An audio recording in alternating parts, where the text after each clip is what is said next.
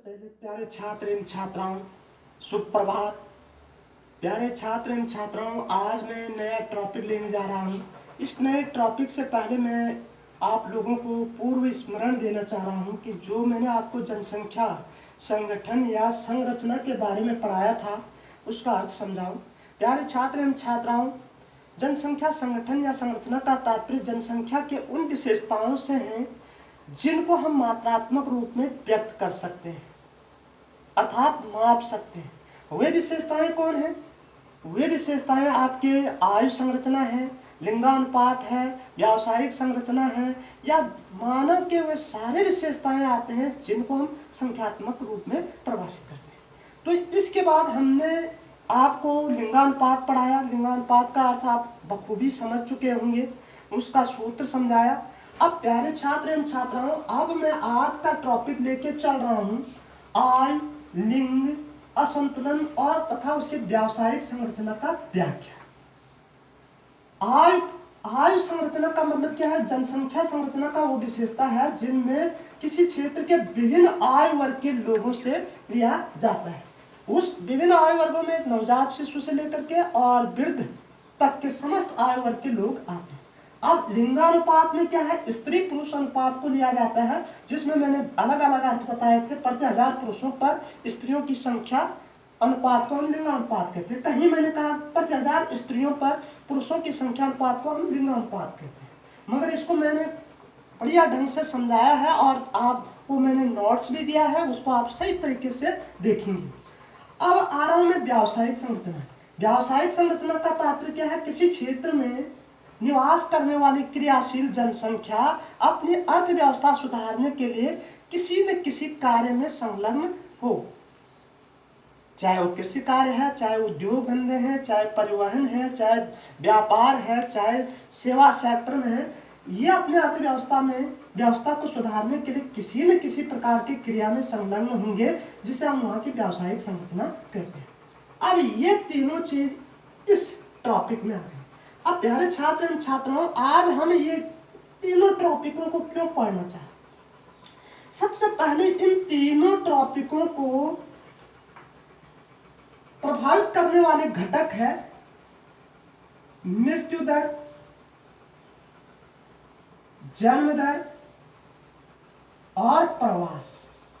प्यारे छात्र एवं छात्राओं, जो ये ऊपर मैं टॉपिक दे रहा हूं, इन तीनों टॉपिकों को, इस टॉपिक को पढ़ाने से पहले इन 3 पॉइंटों को प्रभावित करने वाले कारक है मृत्यु दर, जन्म दर और प्रवास। यदि इन घटकों में से कोई भी एक प्रभावित होता है तो शेष 2 घटक अपने आप ही प्रभावित हो जाते हैं। मैंने क्या कहा?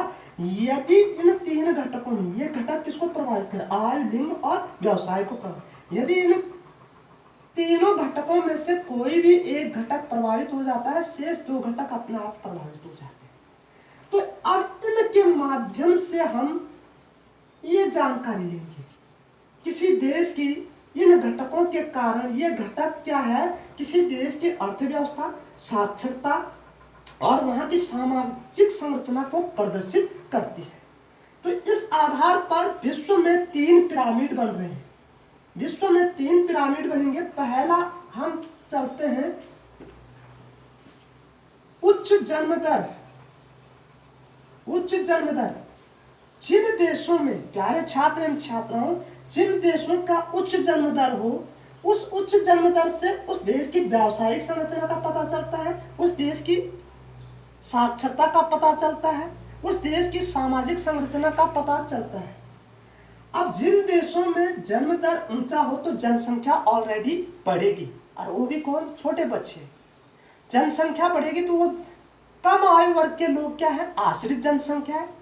और अधिक आयु वर्ग यानी युवा वर्ग के लोग क्या है? क्रियाशील जनसंख्या है, यानी कमाने वाली जनसंख्या है। और जो बूढ़े हैं वो आश्रित हैं। तो जिन देशों में जन्म दर ऊंचा हो, मृत्यु दर निम्न हो, वहां जनसंख्या तेजी से विस्तारित होगी। तो इस प्रकार के देशों में जो पिरामिड बनेगी वो बनेगी संख्याकार पिरामिड। प्यारे छात्र एवं छात्राओं, इसमें मैंने उच्च जन्म दर की बात करी, विस्तारित जनसंख्या। यहाँ आयु वर्ग दर्शा रखा मैंने, यहाँ लिंगानुपात, स्त्री पुरुष अनुपात दर्शा रखा, यहाँ जनसंख्या का वृद्धि दर्शा रखा है। अब देखिए यहाँ जो ये है 0 से 14 वर्ष, ये आश्रित जनसंख्या है। अब तो प्यारे छात्र एवं छात्राओं, इस पिरामिड में देख रहे हैं आप, आश्रित जनसंख्या काफी फैली हुई है, ज्यादा है। और जैसे आप 19 वर्ष से ऊपर चलते जाएंगे, यहां से ये जनसंख्या घटती जा रही है, एकदम संक्रिय घटती जा रही है। तो इसका मतलब है आश्रित जनसंख्या इस क्षेत्र में ज्यादा है। उच्च जन्म दर के कारण यहाँ जनसंख्या तेजी से बढ़ रही है। और क्या है, क्रियाशील जो कमाऊ जनसंख्या है वो धीरे धीरे घटती जा रही है। तो इसलिए यहाँ की अर्थव्यवस्था क्या होगी प्यारे छात्र छात्राओं, निम्न अर्थव्यवस्था होगी, यानी पिछड़ी हुई अवस्था में होगी। अब कारण क्या है कि यहाँ जन्म दर ऊंचा हो गया है। कारण यह है कि यहाँ की साक्षरता निम्न होगी, यहाँ के लोग पढ़े लिखे कम होंगे, जिससे यहाँ की जनसंख्या तेजी से क्या होगी, बढ़ेगी। क्योंकि यहाँ के लोग क्या है, जनसंख्या के वृद्धि के प्रभाव से अनभिज्ञ है, पढ़े लिखे कम है, जिससे यहाँ जन्म दर ऊंचा हो गया। और यहाँ क्रियाशील जनसंख्या कम होने के कारण ये पिछड़ी हुई अवस्था में है। तो इस प्रकार की शंक्वाकार पिरामिड कहाँ बनती है प्यारे छात्र एवं छात्राओं, अत्यंत पिछड़े देशों में, जैसे मध्य अफ्रीकी देश है, कुछ एशियाई देश भी है जहाँ के लोग पढ़े लिखे कम हैं और वो जनसंख्या तेजी से बढ़ रही है, जन्म दर ऊंची है, तो जिससे वहाँ माना कमाने वाले कम हैं, तो अर्थव्यवस्था क्या होगी, पिछड़ती जाएगी। अब इसके बाद दूसरा पॉइंट होगा प्यारे छात्र एवं छात्राओं, दूसरा पॉइंट जो पिरामिड बनेगा वो घंटी के आकार की बनेगी। यह विकसित होते हुए देशों की पिरामिड है। यहाँ बच्चे और जवान कुछ फैलते जा रहे हैं। जो कमाने वाले देख रहे हैं, ये बाल अवस्था 0 से 14 और ये है 15 से 59 वर्ष तक युवा वर्ग। और यहाँ वृद्ध, देखिए वृद्धों की संख्या बिल्कुल कम होती जा रही है। ये वृद्ध देख रहे हैं आप, बिल्कुल घटती जा रही है, 1 या 2% ही बढ़ पा रहे हैं, माना लास्ट स्थिति। और बच्चे क्या है, 7 तक, जबकि इस पिरामिड में आपने देखा जन्म दर बच्चों की संख्या कितनी थी, 12 तक पहुंची, सेकंड पर 12। तो ये आगे बढ़ती जा रही है।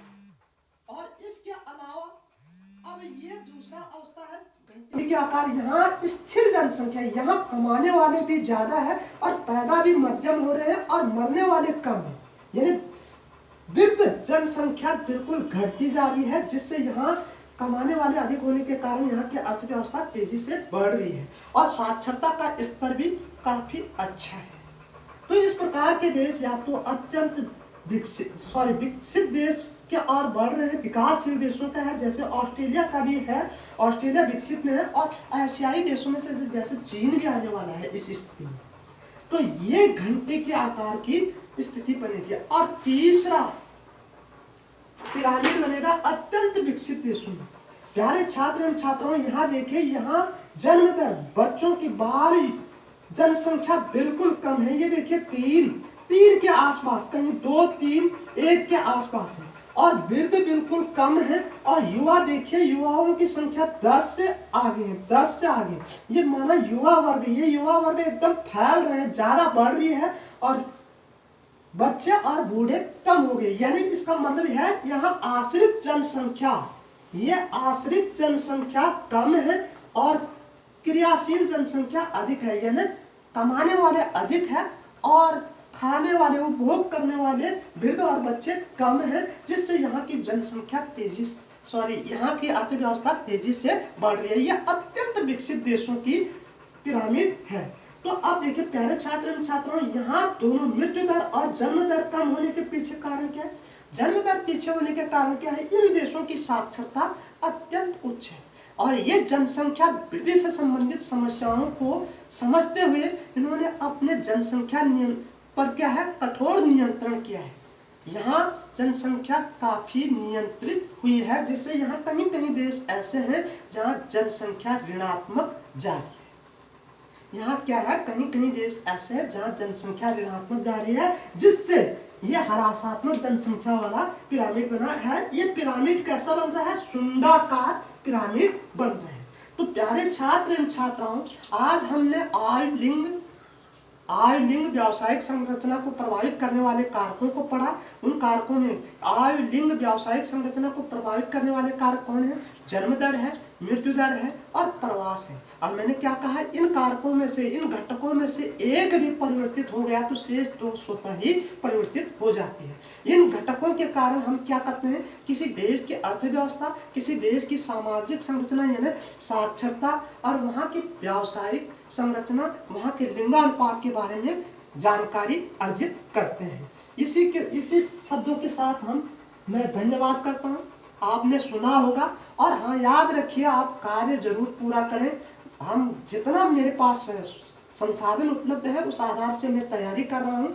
और ये मैं दरवाजे के सामने खड़ा हूँ अपने कमरे में, अभी मैं लैब तक नहीं पहुँच पाता हूँ। जैसी क्वारंटीन अवधि पूरी होगी तो मैं अपने लैब से ही पढ़ाना शुरू करूँगा। और आप लोग मेहनत करिए, बोर्ड के लिए तत्पर रहिए। और हाँ सुने, जो इस समय के प्रसिद्धि परीक्षा वाले हैं उनको भी अवगत करा दें, 15 जून से 20 जून के मध्य कभी भी बोर्ड का कार्यक्रम निर्धारित हो रहा है, इसलिए वो तैयारी करें।